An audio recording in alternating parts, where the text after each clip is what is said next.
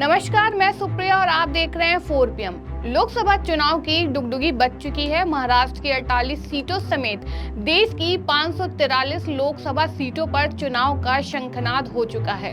सभी पार्टियां चुनावी मैदान में उतर चुकी हैं और पहले चरण के मतदान के लिए चुनाव प्रचार कर रही हैं और अपने विकास के मुद्दों को लेकर घर घर पहुंच रही हैं और जनता को आकर्षित कर रही हैं। इसी बीच महाराष्ट्र कांग्रेस वरिष्ठ नेता और पूर्व सांसद संजय निरुपम ने एक बार फिर शिवसेना यूबीटी और उसके प्रवक्ता संजय राउत पर जमकर निशाना साधा है और उन्होंने उम्मीद जताई है कि कांग्रेस नेतृत्व शिवसेना यूबीटी की गीदड़ भभकी में नहीं आएंगे। बता दें कि इससे पहले संजय निरुपम ने अपनी ही पार्टी के शीर्ष नेतृत्व को सवालों के कटघरे में खड़ा किया था। बता दें कि शिवसेना ने मुंबई नॉर्थ वेस्ट सीट से अमोल कीर्तिकर को मैदान में उतार दिया है, जिसको लेकर महाराष्ट्र की सियासत में सियासी संग्राम शुरू हो गया है। सबसे पहले मैं कांग्रेस नेतृत्व का आभारी हूं कि उन्होंने महाराष्ट्र और मुंबई में कांग्रेस के कार्यकर्ताओं के दर्द को सुना और समझा। 4 जो विवादित सीटें हैं, इन सीटों पर फ्रेंडली फाइट होनी चाहिए। मैंने सुना ऐसा कोई प्रस्ताव पार्टी के नेतृत्व की तरफ से आया है। यह प्रस्ताव बहुत अच्छा है, मैं इसका स्वागत करता हूं, इसका समर्थन करता हूं। और आपको याद होगा सबसे पहले मैंने ही ये प्रस्ताव रखा भी था। अब इस प्रस्ताव के बाद जिस तरीके से शिवसेना यूबीटी, जिसको यहां बहुत ही लोकप्रिय तरीके से उबाठा के रूप में जाना जाता है, उबाठा में जिस तरीके से एक नाराजगी पैदा हुई है और उबाठा के जो अंतर्राष्ट्रीय प्रवक्ता हैं उनने जिस प्रकार से कांग्रेस को धमकी दी है, मैं कहना चाहूंगा इस धमकी के तहत नहीं आना चाहिए, इस धमकी में दबाव में नहीं आना चाहिए। क्यों? क्योंकि यह शिवसेना को पता है, उबाठा को पता है कि अगर कांग्रेस के सामने उनका कैंडिडेट खड़ा हुआ तो किसी भी हाल में वो जीत नहीं सकता। शिवसेना अपने दम पर कोई चुनाव महाराष्ट्र के किसी भी लोकसभा में नहीं जीत सकती। एक बार फिर से मैं पूरी जिम्मेदारी के साथ, नम्रतापूर्वक और हक के साथ कहना चाह रहा हूं। तो जो बिलबिलाहट है और जो नाराजगी है उबाठा में, उसका कारण यह है कि उनको शिवसेना का वोट कांग्रेस का वोट खिसकने का डर लग रहा है और यहीं से कांग्रेस को कहीं ना कहीं अपनी ताकत पहचाननी पड़ेगी और यहीं से कांग्रेस को समझना पड़ेगा कि अगर शिवसेना को वो समर्थन नहीं देते तो इतनी घबराहट है, इसका मतलब शिवसेना उनसे जबरदस्ती एक काल्पनिक ताकत दिखा करके हमसे ज़्यादा से ज़्यादा सीट छीन रही है। मुंबई में 6 में से 5 सीटें शिवसेना लेके जा रही है और 1 सीट हमारे पास। यह निश्चित तौर पर कांग्रेस के लिए बहुत ही शर्मनाक एक समझौता है और इस समझौते के दूरगामी परिणाम होंगे और परिणाम ऐसे होंगे कि कांग्रेस पार्टी हमेशा के लिए मुंबई में ख़त्म हो जाएगी। अब रह गई बात इनकी धमकी के। धमकी में क्या क्या बोले हैं? इन्होंने बोला कि हम सिर्फ 4 सीट को 48 के 48 सीटों पर लड़िए। बिल्कुल लड़के दिखाइए, हम तो तैयार हैं। उन्होंने कहा हम यूपी बिहार में भी आपके खिलाफ कैंडिडेट उतारेंगे।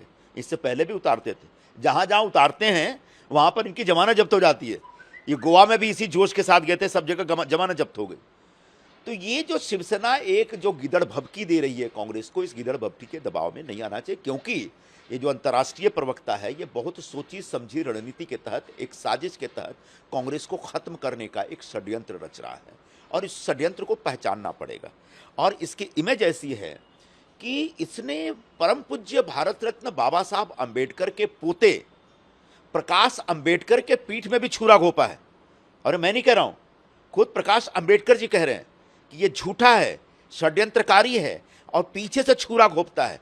तो जो व्यक्ति परम पूज्य बाबा साहब अंबेडकर के पोते को नहीं छोड़ा, वो कांग्रेस को कैसे छोड़ेगा, यह समझने और जानने की आवश्यकता है। इसलिए कांग्रेस पार्टी इस प्रस्ताव को, जो प्रस्ताव रखा गया है, उस प्रस्ताव को गंभीरता से ले और आगे बढ़े। हम सब इसका समर्थन करेंगे। वहीं कांग्रेस नेता संजय निरुपम ने एक्स पर पोस्ट कर लिखा कि जब कांग्रेस नेतृत्व ने कुछ सीटों पर फ्रेंडली फाइट का प्रस्ताव दिया तो उबाठा ग्रुप बिलबिला गया। यूबीटी के अंतर्राष्ट्रीय प्रवक्ता संजय राउत ने कांग्रेस को धमकी दी है और कहा है कि सभी सीटों पर फ्रेंडली फाइट करिए। इस बिलबिलाहट का कारण क्या है? क्योंकि उबाठा ग्रुप बिना कांग्रेस के सपोर्ट के एक भी सीट नहीं जीत पाएगा। यह मेरी खुली चुनौती है। वैसे भी मुंबई के मराठी भाषी समाज में उबाठा ग्रुप के खिलाफ जबरदस्त नाराजगी है। उम्मीद करता हूं इस माहौल में कांग्रेस नेतृत्व प्रवक्ता की गीदड़ भभकी में नहीं आएंगे।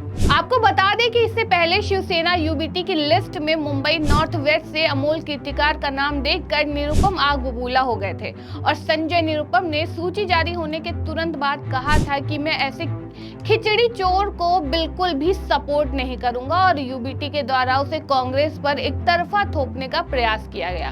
हमें उम्मीद है कि कांग्रेस जो भ्रष्टाचार के प्रति उच्च नैतिक आधार अपनाती है, दागी उम्मीदवार अमोल कीर्तिकार के खिलाफ ठाकरे के समक्ष अपना कड़ा विरोध दर्ज कराएगी। बता दें कि शिवसेना की लिस्ट जारी होने के बाद कांग्रेस नेता बाला साहेब थोराट के अलावा एनसीपी ने भी आपत्ति जताई थी। मुंबई की 6 सीटों में से 5 सीटों पर शिवसेना लड़ेगी और 1 सीट खैरात की तरह कांग्रेस के लिए छोड़ दी गई। यह पूरा जो फैसला है कांग्रेस पार्टी को मुंबई में दफन करने वाला फैसला है। मैं इस फैसले का निषेध कर रहा हूं, सबसे पहली बात ये। और इस निषेध में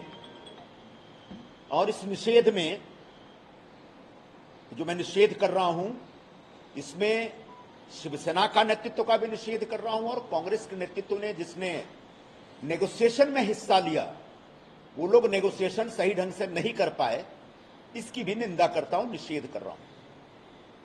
शिवसेना ने जो उम्मीदवार घोषित किया है उत्तर पश्चिम के लिए, उसके बारे में मैं भूमिका पहले से स्पष्ट कर चुका हूं।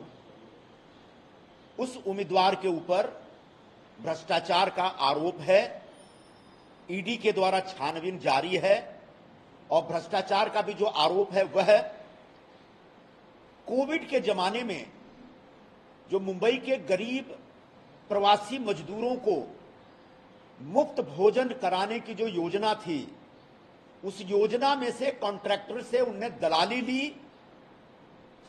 जो खिचड़ी सप्लाई की गई थी, उस खिचड़ी सप्लायर से उन्होंने दलाली खाई है, जिसकी छानबीन हो रही है। और ऐसे खिचड़ी चोर उम्मीदवार को शिवसेना ने हमारे सर पे थोपा है। हम इसका सरासर विरोध करते हैं।